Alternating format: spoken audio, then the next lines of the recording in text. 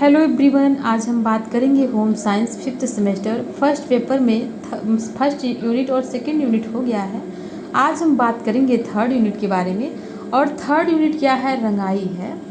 रंगाई की बात की जाए तो रंगाई वस्त्र पर सज्जा एवं अलंकरण की सर्वाधिक आकर्षक तथा प्रचलित विधि है। रंग से वस्त्रों में आछुड़ सौंदर्य आता है और रंग वस्त्रों में विविधता तथा विभिन्नता भी लाते हैं। और जो रंगीन वस्तुएं होती हैं वो नेत्रों को सुखद लगती हैं। अब हम बात करेंगे रंगाई का अर्थ, यानी कि रंगाई का अर्थ क्या होता है उसके बारे में डिस्कस करेंगे। रंगाई का अर्थ के बारे में देखा जाए तो वस्त्रों पर रंगाई करना ही वस्त्रों की परिसज्जा करना होता है और रंगाई के द्वारा वस्त्रों को सुंदर आकर्षक बनाया जा सकता है। भारतवर्ष में रंगाई की कला प्राचीन काल से चली आ रही है, जिसको अन्य देशों ने भी भारतीयों से ही सीखा है। वास्तव में रंगों के प्रयोग से ही मानव जीवन में घटित निरसता को दूर किया जा सकता है और रंगों के माध्यम से हमें विशेष प्रकार की संतुष्टि प्राप्त होती है। प्रारंभिक काल की बात की जाए तो वस्त्रों को पुष्पों के रसों में रंगा जाता था और ईसा से पूर्व काल में रंगाई किससे की जाती थी? नील के पौधों से की जाती थी। काला, पीला, हरा रंग रंगने की कला का ज्ञान कहाँ से मिला था? ग्रीस को भारत के सम्राट सिकंदर से प्राप्त हुआ था। और आरंभ में वस्त्रों को फलों, पेड़ के तनों, पत्तियों व पेड़ों की छाल से रंगा जाता था। इसके बाद क्या हुआ? धीरे धीरे रंगने की सामग्री खनिज साधनों तथा सब्जियों से प्राप्त की जाने लगी। लेकिन आज के युग में, बढ़ते बदलते युग में रासायनिक रंगों का आविष्कार हो जाने के कारण अधिकतर इन्हीं रंगों से वस्त्रों की रंगाई की जाती है।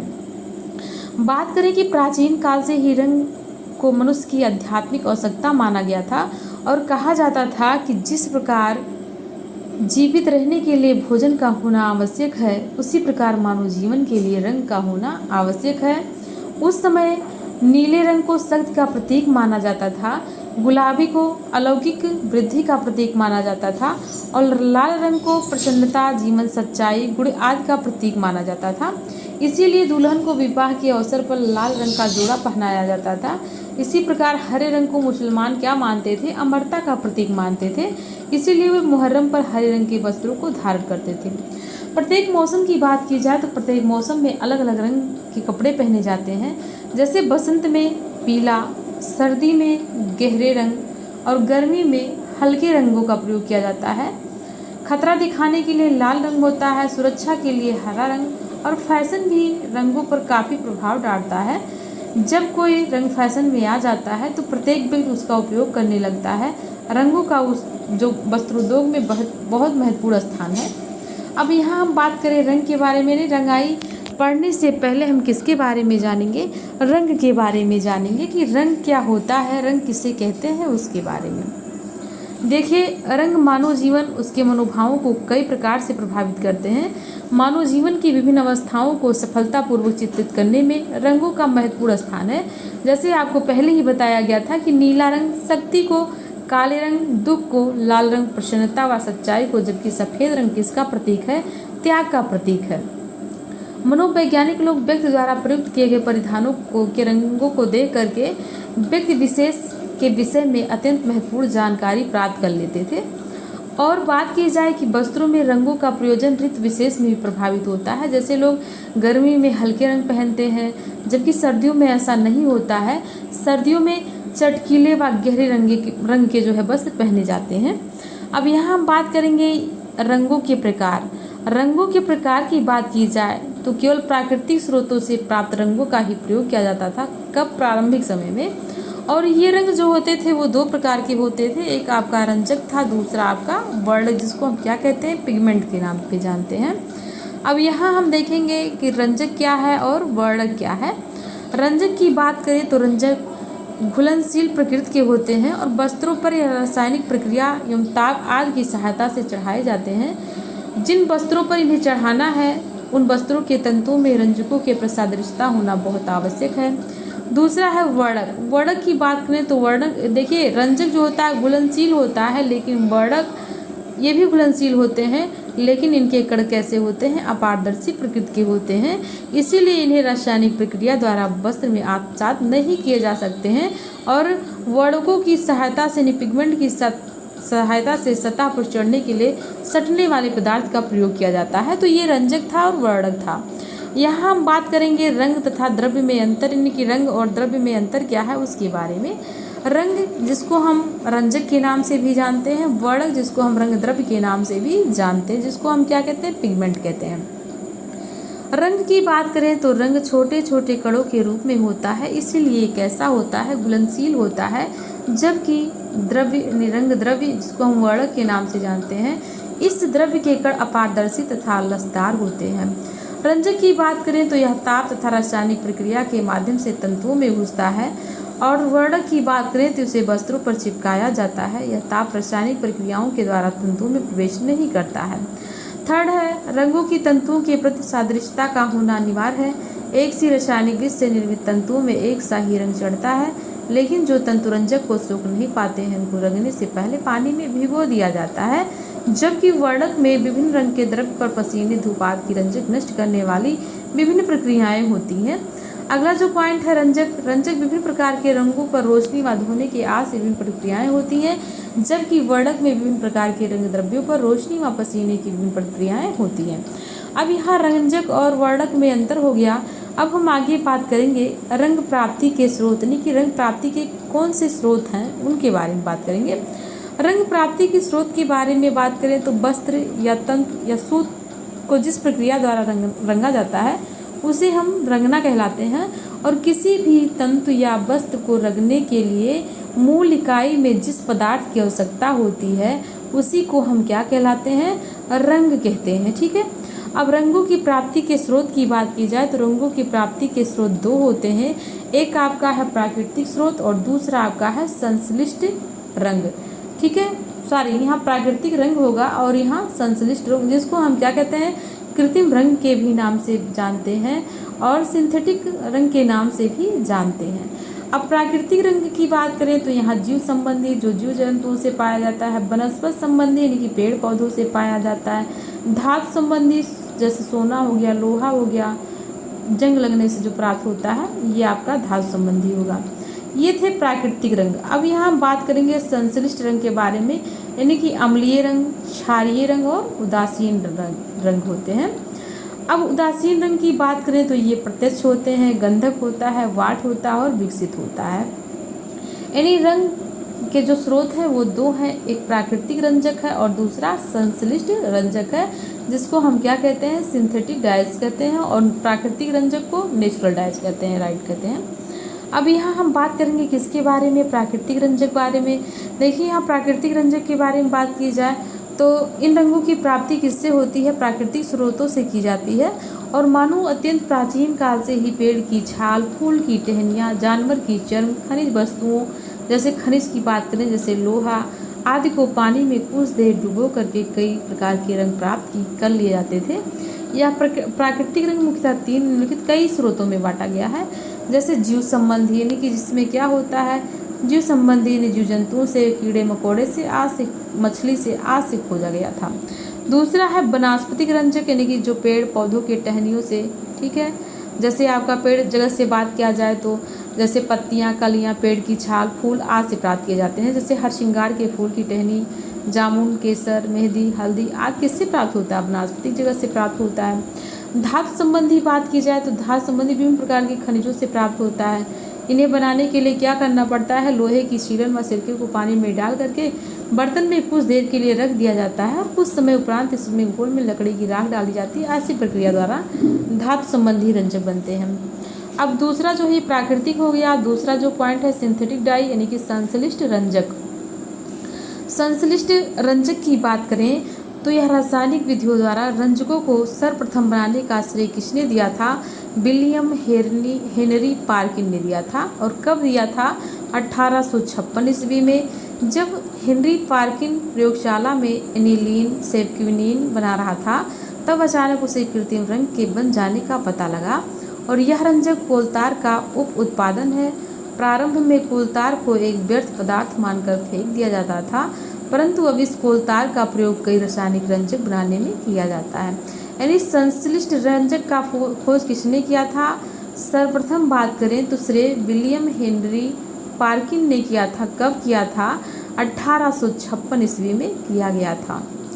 अब यहाँ देखिए जो संश्लिष्ट रंजक है, जैसे आपका अम्लीय रंजक हो गया, फिर क्षारीय रंजक हो गया, इनकी जो प्रकृति होती है बहुत क्षारीय होती है और इसका परिणाम किस पर अच्छा होता है? ऊन तथा रेशम पर अच्छा होता है। अगले पॉइंट की बात करें तो उदासीन रंजक है। और उदासीन रंजक में क्या होता है? इसमें ऐसे रंग जिसका उपयोग किसी रंग को हल्का और गाढ़ा करने के लिए किया जाता है, उसी को क्या कहा जाता है? उदासीन रंजक कहा जाता है। और उदासीन रंग जैसे इसे हम और किस नाम से जानते हैं? तटस्थ रंग के नाम से भी जानते हैं। उदासीन रंग के अंतर्गत काला और सफ़ेद का रंग का नाम आता है। इन रंजकों को अपना एक पृथक वर्ग होता है, जैसे कपास, रेयान, लीलन के वस्त्रों पर काफ़ी अनुकूल रहते हैं ये। ठीक है, तो उदासीन कपड़े में हल्का रंग है तो उसे गाढ़ा करने के लिए, और गाढ़ा है तो उसे हल्का करने के लिए प्रयोग। अब आगे हम बात करेंगे किसके बारे में? यानी प्रत्यक्ष रंजक के बारे में। देखिए यहाँ प्रत्यक्ष रंजक होता है, फिर यहाँ क्या है? गंधक रंजक। ठीक है, फिर गंधक रंजक के बाद में वाट रंजक है, वाट रंजक के बाद में विकसित रंजक है, फिर क्या है? एजोइक रंग है, फिर क्या है? डिस्पर्स रंग है, डिस्पर्स के बाद है रिएक्टिव डाइज, जिसको हम क्या कहते हैं? क्रियाशील रंजक के नाम से भी जानते हैं। अगला है आक्सीकारक, फिर आगे है आक्सीकारक रंग। ये काले एवं भूरे रंगों से उपलब्ध होते हैं और इसे एनिलीन इस रंग वर्ग का सबसे अच्छा उदाहरण है। और इसका प्रयोग किस पे किया जाता है? सूती वस्त्र को रंगने के लिए किया जाता है। कभी कभी ऐसा होता है रेशमी एवं एसीटेट वस्त्रों को भी रंगा जाता है। किससे? आक्सीकारक रंजक से। अगला जो पॉइंट है मार्टेंड रंजक है। इन रंजकों का जो मुख्य प्रयोग किस पे किया जाता है? ऊनी कपड़ों को रंगने के लिए किया जाता है।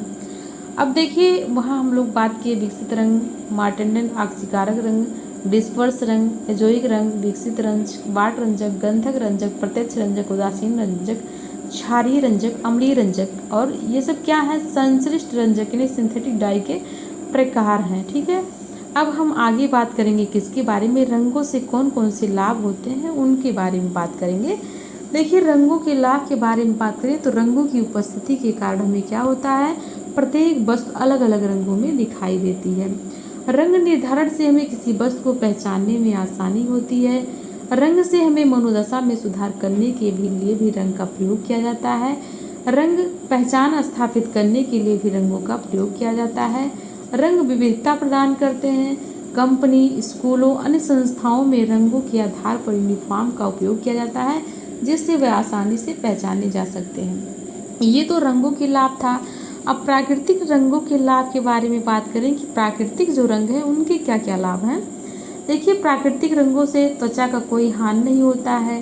प्राकृतिक रंग गैर एलर्जेनिक, गैर विषैले, बायोडिग्रेडेबल होते हैं। प्राकृतिक रंग पर्यावरण के लिए सुरक्षित, त्वचा के अनुकूल और आंखों को प्रसन्न करने वाले होते हैं। प्राकृतिक रंग धोने के दौरान आसपास की सामग्री पर दाग कम लगाते हैं, क्योंकि रंग कपड़े की ओर दृढ़ता से आकर्षित नहीं होता है। और हल्दी इस नियम का अपवाद है, क्योंकि यह कपास की प्रति उपयोगिता प्रदर्शित करती है। प्राकृतिक रंग कैसे होते हैं? नाजुक होते हैं और शांत होते हैं। फिर अगला जो पॉइंट है वो है प्राकृतिक रंग पूरी तरह हानि रहित नहीं है, लेकिन स्वास्थ्य और सुरक्षा के मामले में वे कृत्रिम यानी कि सिंथेटिक रंगों की तुलना में कम खतरनाक होते हैं। कई प्राकृतिक रंगों में औषधीय प्रभाव होते हैं और ये स्वास्थ्य के लिए फायदेमंद होते हैं, जैसे हल्दी। कई प्राकृतिक रंगों का खाद्योज के रूप में अनुमति दी जाती है, जैसे हल्दी हो गया, केसर हो गया आदि। अब यहाँ हम बात करेंगे प्राकृतिक रंगों की सीमाएं क्या हैं, प्राकृतिक रंग के कौन कौन से सीमाएं हैं उसके बारे में बात करेंगे। देखिए प्राकृतिक रंगों में कुछ कमियां भी हैं, जैसे सीमित रंग उपलब्धता, खराब रंग उत्पादन, जटिल रंगाई प्रक्रियाएं, खराब स्थिरता, गूढ़ रंगों के संयोजन में कठिनाइयाँ। ठीक है, तो कुछ इस प्रकार की कमियाँ हैं, उसके बारे में हम क्या करेंगे? पॉइंट दर पॉइंट देखेंगे। देखिए यहाँ हम बात करें प्राकृतिक रंगों का उपयोग कृत्रिम रंगों की तुलना में अधिक महंगा होता है, क्योंकि कृत्रिम रंगों की तुलना में कपड़ों को रंगने के लिए प्राकृतिक रंगों की अधिक मात्रा की आवश्यकता होती है। दूसरा पॉइंट है प्राकृतिक रंग भी कभी कभी विषैले हो सकते हैं, जैसे हेमेटोटैक्सिलिन आदि। ठीक है, अगला है प्राकृतिक वनस्पतिक रंग कृत्रिम रंगों की तरह जीवित नहीं होते हैं। वांछित रंग प्राप्त करने के लिए कई बार रंगाई की आवश्यकता पड़ती है। अगला जो पॉइंट है मिट्टी के पीएच स्तर में भिन्नता और मौसम की अनियमितता के कारण प्राकृतिक रंगों की गुणवत्ता प्रभावित होती है। अगला जो पॉइंट है रंगों की पुनरुत्पादन क्षमता को नियंत्रित करना मुश्किल होता है। फिर क्या है, प्राकृतिक रंग आसानी से घुल जाते हैं और सूर्य के प्रकाश के संपर्क में आने पर क्या होते हैं, फीके पड़ जाते हैं। प्राकृतिक रंगों का उपयोग करने के लिए पानी का उपयोग करना आवश्यक होता है, क्योंकि प्राकृतिक रंगों को रंगाई के लिए समय अधिक देर तक गर्म रखा जाता है। तो ये आपका था प्राकृतिक रंगों के कमियां, कुछ हानियां जो होती हैं उसके बारे में। अब यहाँ कृत्रिम, जिसको हम सिंथेटिक रंगों के लाभ के बारे में, यानी कृत्रिम रंगों के जो लाभ होते हैं उसके बारे में देखेंगे। कृत्रिम रंग की बात की जाए तो एक कृत्रिम रंग प्राकृतिक रंगों की सीमित उपलब्धता के कारण आजकल कहाँ किसका प्रयोग किया जा रहा है, कृत्रिम रंगों का उपयोग किया जा रहा है, क्योंकि ये आसानी से वांछित मात्रा में प्राप्त हो जाते हैं। कृत्रिम रंग बनना कम खर्चीला और आसान है। कृत्रिम रंगों द्वारा पूर्व अनुमानित और वांछित परिणाम तक प्राप्त किया जा सकता है। कृत्रिम और सिंथेटिक रंग व्यापक विकल्प के रूप में प्राप्त होते हैं। इनकी क्या कमियां होती हैं, क्या सीमाएं हैं, क्या हानियां हैं, उसके बारे में बात करेंगे, जो इस प्रकार हैं। यानी कि इसमें जो कृत्रिम रंगों की सीमाएं हैं, इसमें खतरनाक यौगिक शामिल हैं जो एलर्जी और त्वचा में जलन उत्पन्न कर सकते हैं। ये पर्यावरण के अनुकूल नहीं होते हैं। जिस स्थान पर कृत्रिम रंग बनाने वाली फैक्ट्रियाँ होती हैं, वहाँ की मिट्टी और नदियों का पानी जहरीले हो जाते हैं, क्योंकि नदियों के पानी में फैक्ट्रियाँ से निकले खतरनाक रसायन मिल जाते हैं और इन्हीं नदियों के जहरीले पानी से सिंचाई करने के कारण मिट्टी भी कैसी हो जाती है, जहरीली हो जाती है और नदियों में पाई जाने वाली मछलियाँ भी मर जाती हैं। कृत्रिम रंग पारिस्थितिकी तंत्र और मानव स्वास्थ्य के लिए हानिकारक है। प्रत्यक्ष रंजक से रंगे वस्त्र पक्के रंग वाले सिद्ध हो सके, इसके लिए इन रंजकों को सोडा एस के घोल में घोला जाता है, कुछ नमक भी घोल में डाल दिया जाता है। ये हो गया। अब हम बात करेंगे आगे वस्त्र रंजन के समय ध्यान देने योग्य बातें, यानी उसमें क्या करना चाहिए उसके बारे में हम बात करेंगे। तो रंजक के समय जो निम्न बातें हमको ध्यान में रखना चाहिए, यानी कि रंग का चयन सोच समझ कर करना चाहिए, वस्त्र की किस्म का ध्यान रखना चाहिए, वस्त्र रंगने से पूर्व किस प्रकार की तैयारी करना है उसके बारे में सोचना चाहिए। अब देखिए रंगाई की प्रक्रिया, रंगाई की प्रक्रिया कैसे होनी चाहिए, यानी घरेलू प्रक्रिया द्वारा रंगाई। घरेलू प्रक्रिया की बात करें तो प्राचीन काल से चली आ रही वस्त्र रंगने की प्रथा के भिन्न भिन्न उद्देश्य हैं। वस्त्रों में विभिन्नता लाने के लिए, ठीक है, गरीब जनता जो हमेशा वस्त्र नहीं खरीद सकती, पुरानी वस्त्रों को रंग कर उसमें नयापन लाने में समर्थ होती हैं। रंग कर वस्त्रों की सजावट की जाती है, जैसा कि जयपुर की बंधनी और किनारीदार साड़ियों में किया जाता है। आवश्यक सामग्री इसमें क्या होता है, आवश्यक सामग्री की बात करें रंगाई में तो टब होगा, छोटा प्याला होगा, लकड़ी का चम्मच होगा, मलमल के कपड़े की थैली होगी, गर्म या ठंडा पानी होगा, रंग का पैकेट होगा, नमक या फिटकरी होगा। रंगने की पूर्व जानकारी के बारे में बात करेंगे। रंगने से पूर्व कौन कौन सी जानकारियाँ होनी चाहिए, यानी कि सर्वप्रथम क्या करनी चाहिए, सर्वप्रथम उपयोग में लाए जाने वाले रंग के संबंध में पैकेट पर दी गई जानकारी को पढ़ें। आधुनिक युग में नैसर्गिक और प्राणिज रंगों का प्रचलन नहीं है। रासायनिक रंग का उपयोग करने से समय और श्रम की बचत होती है, अतः पैकेट पर दिए गए निर्देश का पालन करना चाहिए।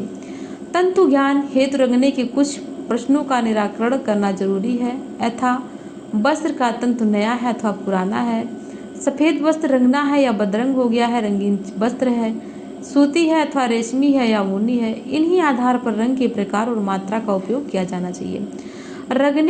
रंगने के पूर्व की जानकारी, अब यहाँ रंगने के जो है पूर्व तैयारी के बारे में बात करेंगे, वो जानकारी था और ये तैयारी है, यानी किसी भी वस्त्र को रंगने से पूर्व उसके बटन, रिबन, डोरी, झालर, अस्तर, चुन्नट आदि को निकाल देना चाहिए, अन्यथा वस्त्र रंगने पर उसमें क्या होगी, एक रूपता नहीं आती है।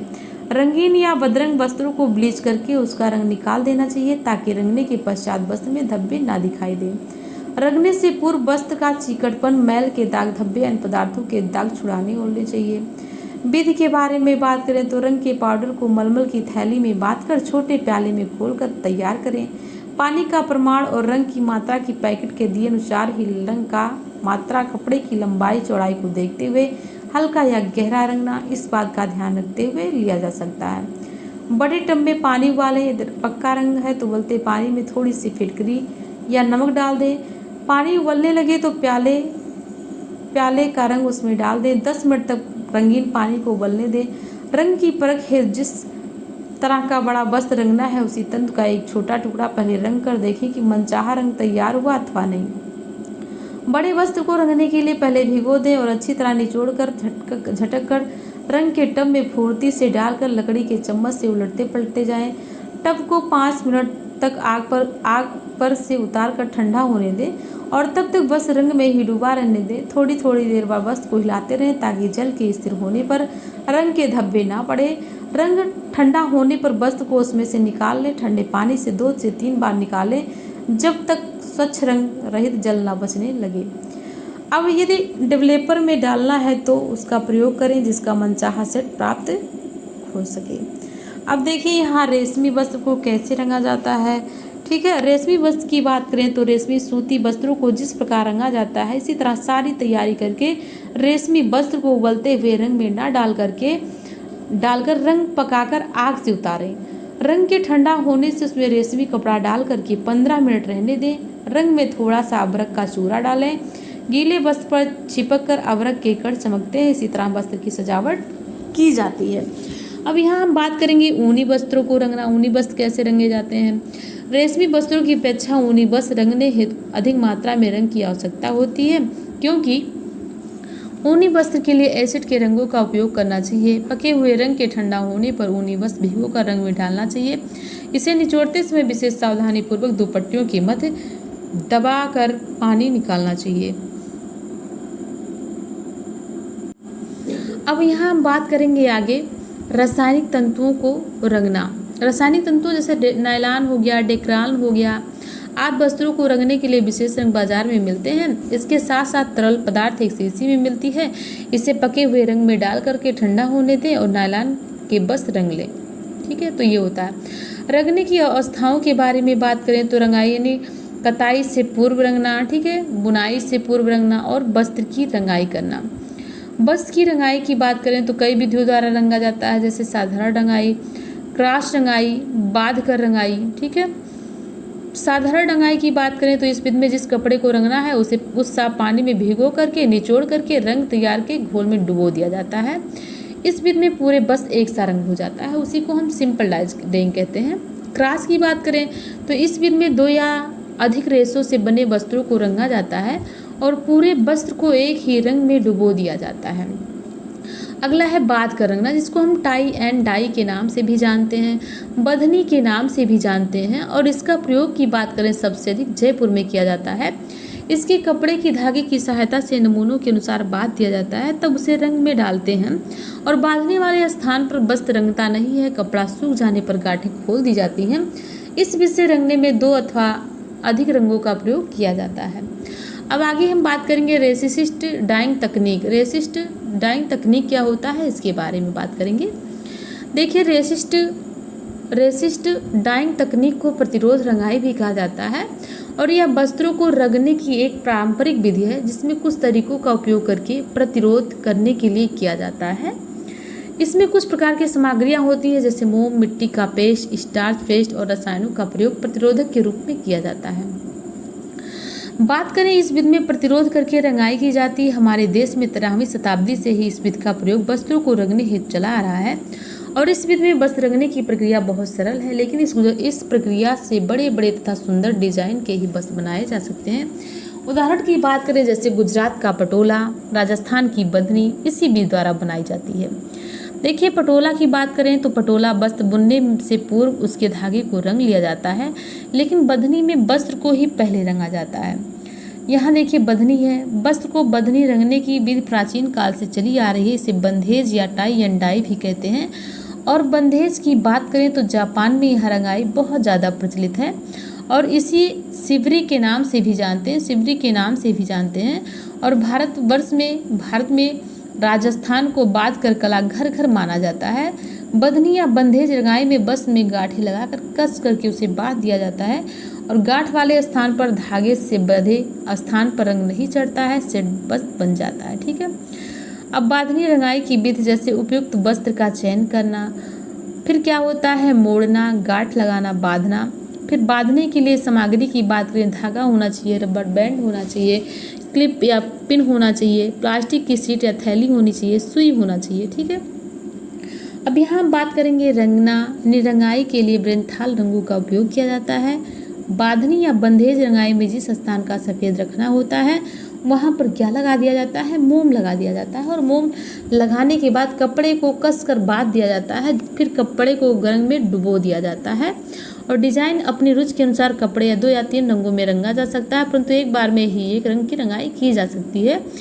इसलिए रंगाई सदा हल्के रंग से आरंभ की जाती है तथा सबसे गाढ़ा रंग सबसे अंत में किया जाता है। बंधनी के कई सारे चरण होते हैं और उसमें रंगने के लिए आवश्यक सामग्री निम्नलिखित हैं। यानी इसमें क्या होता है, रंग मिलाने के लिए एक बाल्टी या टब होना चाहिए।